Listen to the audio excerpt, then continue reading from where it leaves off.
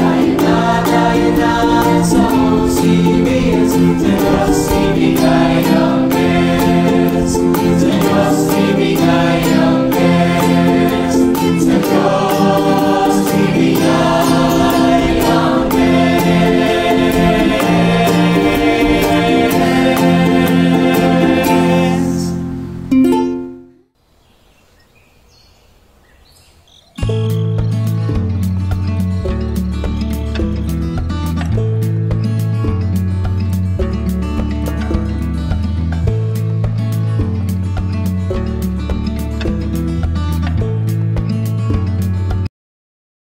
Let's sing This Little Light of Mine. This little light of mine, I'm gonna let it shine. This little light of mine, I'm gonna let it shine, let it shine, let it shine, let it shine. This little light of mine, I'm gonna let it shine. This little light of mine, I'm gonna let it shine, let it shine, let it shine, let it shine. Hide it under a bushel, no, I'm gonna let it shine. Hide it under a bushel, no, I'm gonna let it shine, let it shine, let it shine, let it shine. This little light of mine, I'm gonna let it shine. This little light of mine, I'm gonna let it shine, let it shine, let it shine, let it shine. This little light of mine, I'm gonna let it shine. This little light of mine, I'm gonna let it shine, let it shine, let it shine, let it shine.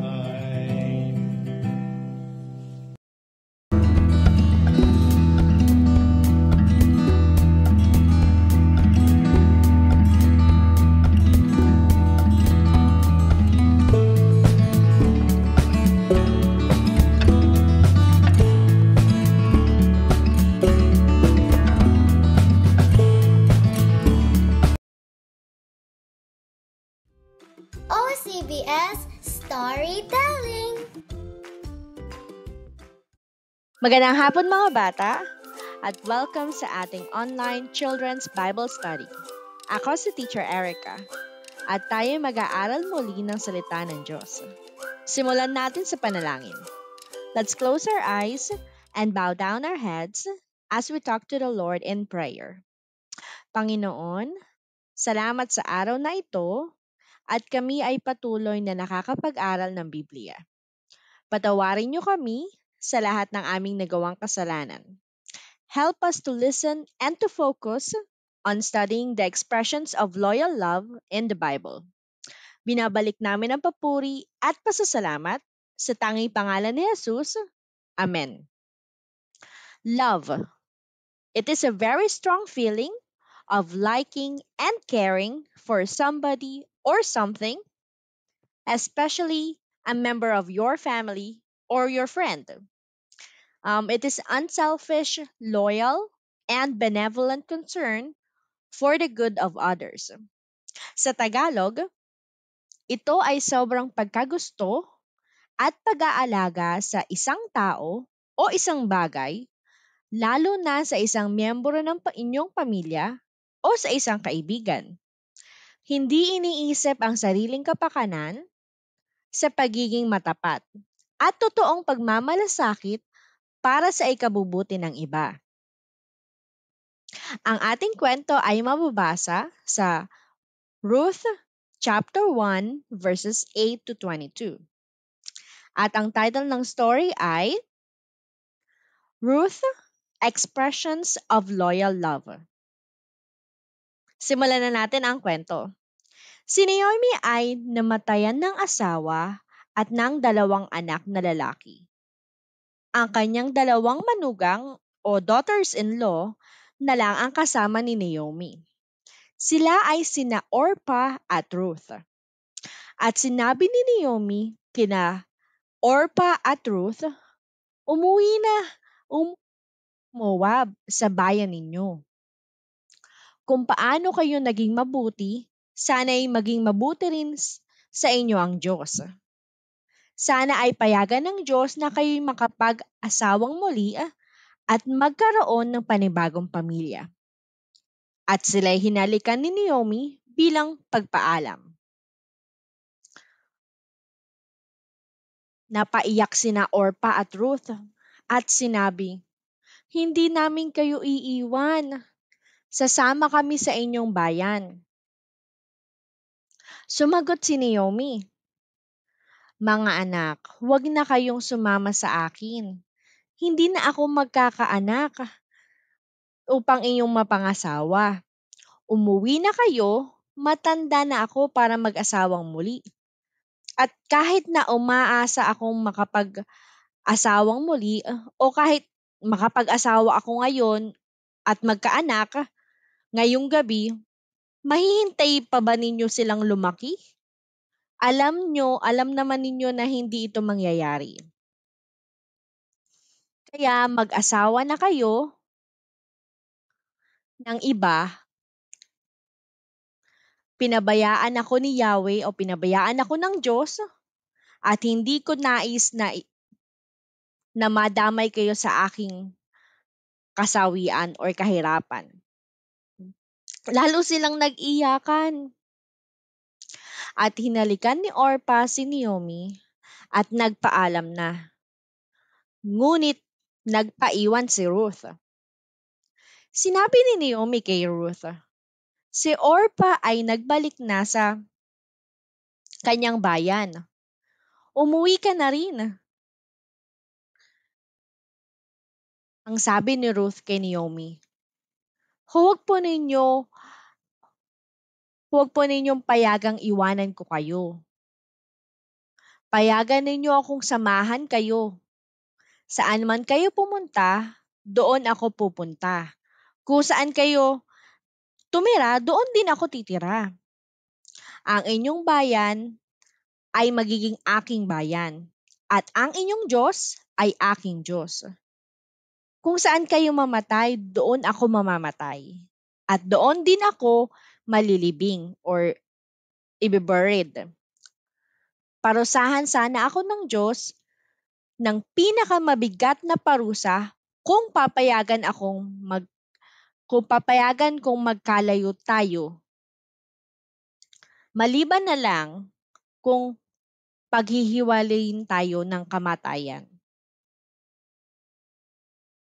Sigurado ni Naomi na hindi talaga magbabago ang isip ni Ruth na sumama sa kanya, ay pumayag na rin si Naomi. Pagdating nila sa Bethlehem, nagulat ang mga tao.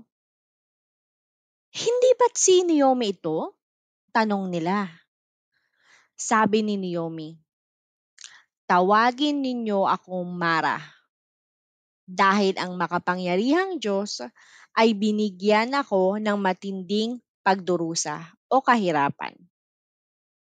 Mula sa Moab ay nagpunta si Naomi at Ruth sa Bethlehem.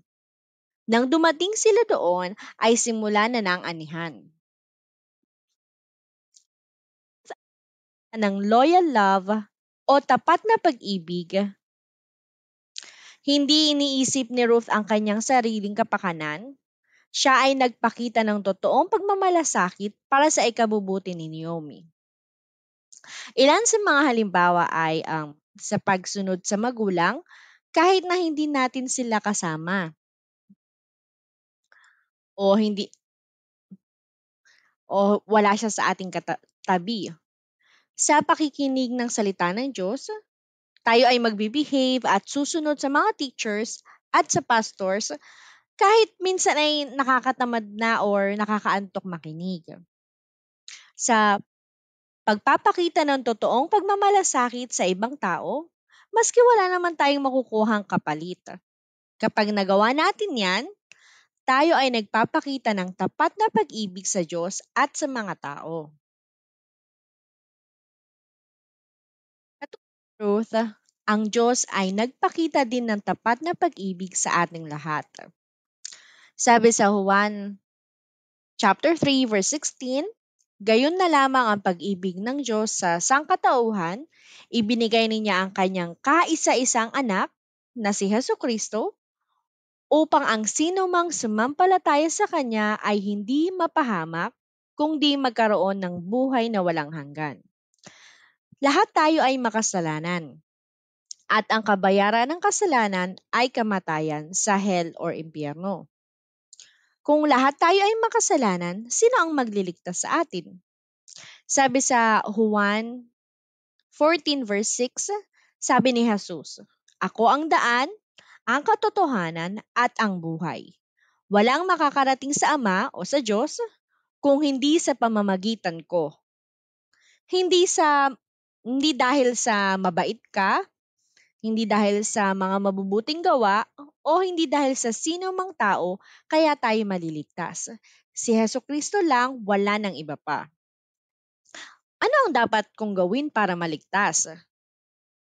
Sabi sa Biblia, kung sino man ang humingi ng tawad at magsisi sa mga kasalanan at maniwala ng buong puso na si Jesus lamang ang namatay at nabuhay na muli para sa atin, ikaw, ako, tayo ay maliligtas. Sabi sa Titus chapter 1 verse 2, upang sila ay magkaroon ng pag-asa sa buhay na walang hanggan, na bago pa nagsimula ang mga panahon ay ipinangako na ng Diyos, ang Diyos na hindi nagsisinungaling. Dahil sa tapat ang pag-ibig ng Diyos, tayo ay makakasiguro ng buhay na walang hanggan. Ang ating memory verse ay Ruth chapter 1 verse 16. And Ruth said, "Entreat me not to leave thee, or to return from following after thee. For whither thou goest, I will go. For where thou lodgest, I will lodge. Thy people shall be my people, and thy God, my God." I-memorize natin ang verse at isend ang inyong video kay Sir Cedric. Now, let's go to Q&A. Question number 1, saang bayan galing si Ruth? A. Judah, B. Bethlehem, C. Moab. Question number 2, pagdating sa Bethlehem, sinabi ni Naomi ay tawagin siya na letter A. Mara, letter B. Ruth, letter C. Naomi. Question number 3, ano ang title ng story natin ngayon? Letter A, Ruth, Loyal Love. Letter B, Ruth, Expressions of Loyal Love. Letter C, Ruth, Expressions of Loyalty. Question number 4, ano ang sinabi ni Ruth kay Naomi? Letter A, ang inyong Diyos ay aking Diyos. Letter B, ang iyong bayan ay aking bayan. Letter C, ang iyong bayan ay magiging aking bayan at ang iyong Diyos ay aking Diyos. Question number 5, ano ang memory verse natin ngayon? Letter A, Ruth chapter 16 verse 1. Letter B, Ruth chapter 11 verse 6. Or letter C, Ruth chapter 1 verse 16. Please send your answers to Teacher Isa. Thank you for listening. Salamat sa pagsama sa akin sa pag-aaral ng Biblia.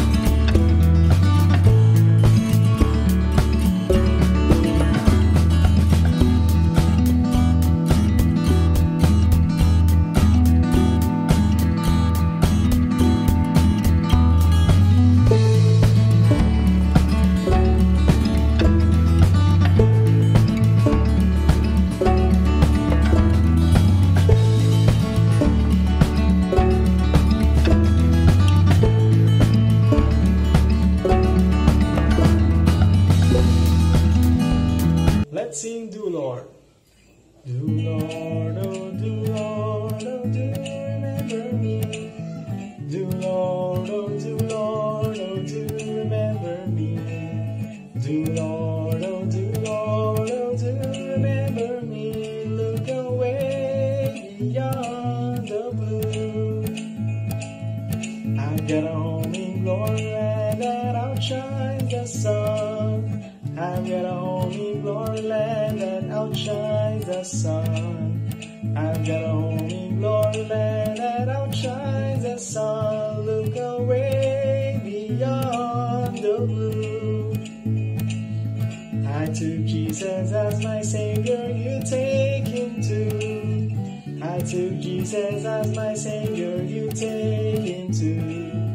I took Jesus as my Savior, you take him